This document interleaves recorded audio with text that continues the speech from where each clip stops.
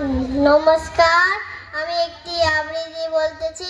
তার নাম মিথ্যে কথা। লেখক শঙ্খ ঘোষ।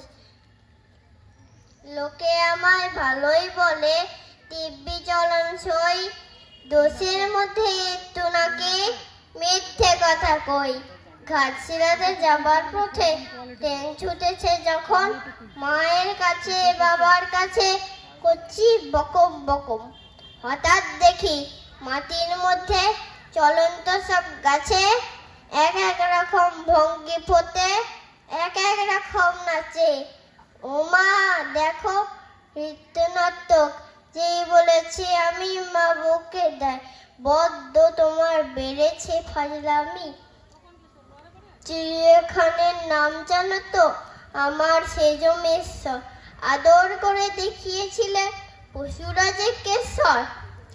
কদিন পরে চুন খসানো দেওয়াল জুড়ে একই ঠিক অবিকল সেই রকমই যেন মূর্তি দেখি। লাশের মধ্যে যেই বলেছি সুরঞ্জনার কাছে, জানিস আমার ঘরের মধ্যে সিংহ বাঁধা আছে। শুনতে পেয়ে হিরিমণি অমনি বলে, শোনো এসব কথা আবার যেন না শুনি কখনো। বলি না তাই সেসব কথা, সামলে থাকি খুব। কিন্তু সেদিন হয়েছে কি এমনই বেয়াকুব, আকাশ পারে আবারও চোখ গিয়েছে আটকে। শরৎ মেঘে দেখতে পেলাম রবীন্দ্রনাথ। নমস্কার।